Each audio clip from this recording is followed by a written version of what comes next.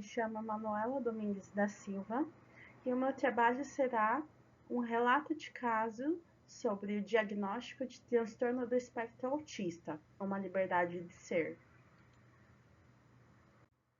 O roteiro será uma introdução, o relato de caso, discussão e conclusões.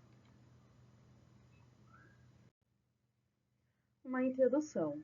O transtorno do espectro autista, conhecido pela sigla TEA, é um transtorno de deficiência psicossocial caracterizada por dificuldades na parte de socialização, comunicação e comportamento, de acordo com o DSM-5 2011. Entretanto, nem sempre ele foi conhecido como uma deficiência, como também não haviam direitos pela lei que garantissem acessos e permanências básicas a essas pessoas. Um dos primeiros estudiosos sobre o TEA, Leo Kanner, envolveu-se em questões antiéticas, como, por exemplo, negligência e ocultamento dos resultados das pesquisas para os familiares das crianças participantes das pesquisas que ele realizou, de acordo com de Carvalho, em 2011. Além disso, há algumas pesquisas recentes que afirmam que também Leo Kanner estava envolvido com o partido nazista. A história da inclusão ela não se dá juntamente com a história das pessoas com deficiência, PCDs, pois na época da sua descoberta, PCDs eram perseguidas e até sacrificadas, em grande parte devido à crença do cristianismo associando o desconhecido a fenômenos sobrenaturais. Há pouco tempo atrás, esse fato era refletido em nossa sociedade através dos manicômios, dentre outras formas de preconceito e capacitismo, afirma Brandenburg Luckmeyer em 2013. O diagnóstico na atualidade é um acesso a direitos que se torna fundamental para reparar as violências sofridas ao longo da história e garantir que autistas possam ser incluídos na sociedade, apesar de que muitas vezes as famílias e a visão médica negativista do autismo fazem com que as famílias sofram pelo diagnóstico, ao invés de compreendê-lo como algo positivo e que irá ajudar esses sujeitos ao longo de suas vidas.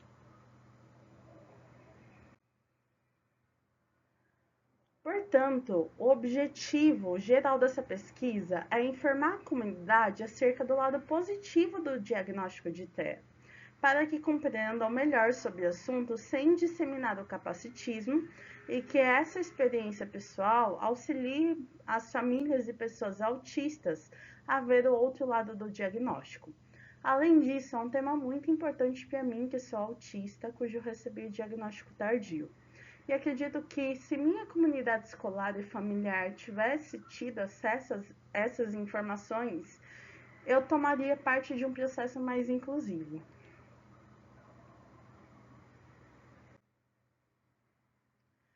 O meu contexto é que eu sou uma pessoa que nasci em 1998, numa cidade no interior de São Paulo chamada Serquilho, na qual a palavra autismo sequer era debatida na época, sem ser no meio médico, e que os diagnósticos tinham prevalência em meninos, pois os estudos que fomentavam os critérios diagnósticos do TEA foram feitos em meninos, trazendo uma dificuldade ainda maior em diagnosticar meninas e mulheres.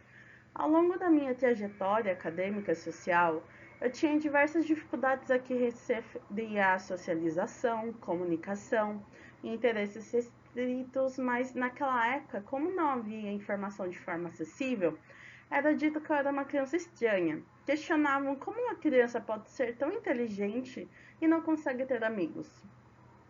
A questão de inteligência se refere ao fato de eu ter diagnóstico de altas habilidades e superdotação, mas mesmo assim, o autismo ainda existe e as dificuldades ainda são perceptíveis.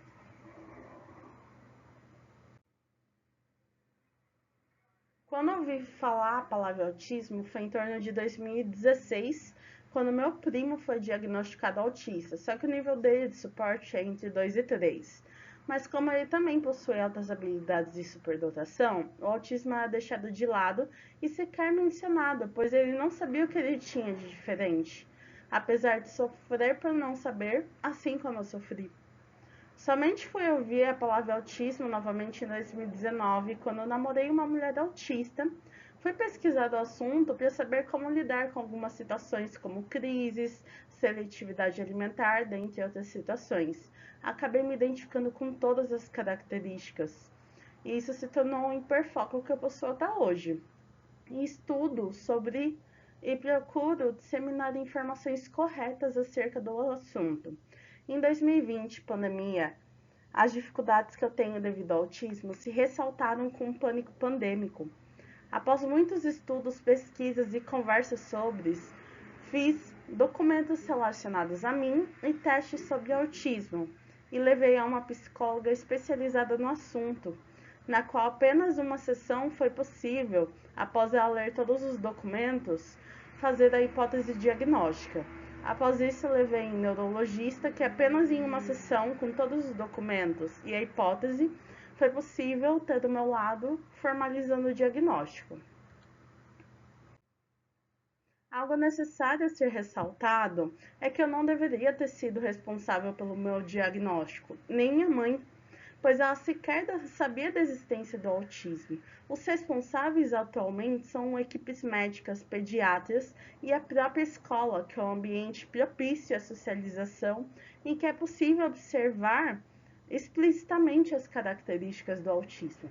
Essas pessoas possuem informação e devem sempre procurar se atualizar em relação a termos e características de transtornos.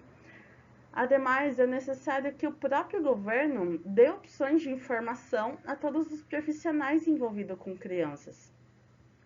Ter o diagnóstico, ao contrário de muitos relatos que eu vejo, foi libertador. Eu podia ter minhas crises, eu podia procurar medicações específicas para os meus sofrimentos, eu podia fazer terapia com uma psicóloga especializada. Eu podia explicar para minha mãe por que eu agia de tal forma. Tudo isso sem mascarar as características, o famoso masking.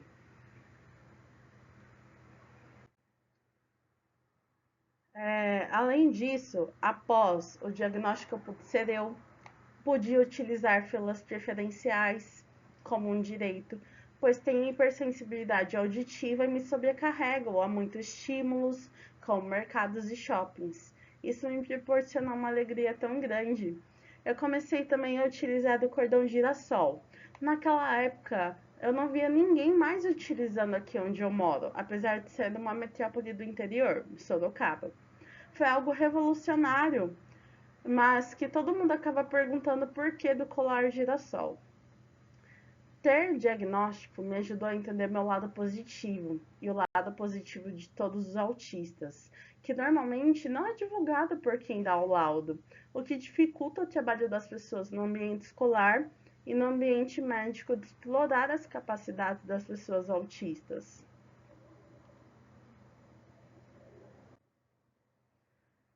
Concluindo, portanto, pode-se concluir que há um sofrimento, sim, no diagnóstico do autismo, pois temos crises, temos características que podem causar um sofrimento, um déficit no dia a dia, mas muitas vezes esse sofrimento existente no diagnóstico é caracterizado e gerado pelo âmbito médico. Com informação atualizada sobre o assunto e com enfoque nas possibilidades das crianças autistas, isso auxiliará as famílias a lidarem com o autismo, auxiliará a escola a auxiliar essas crianças e aproveitar suas capacidades e ajudará a própria pessoa autista a se compreender.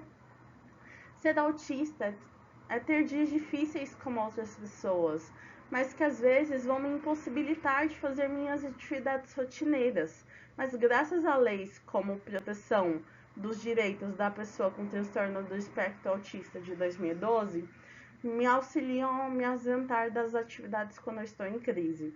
E outras leis, como do atendimento preferencial, me auxiliam a entrar em ambientes hostis para mim e que me fazem sentir parte da sociedade.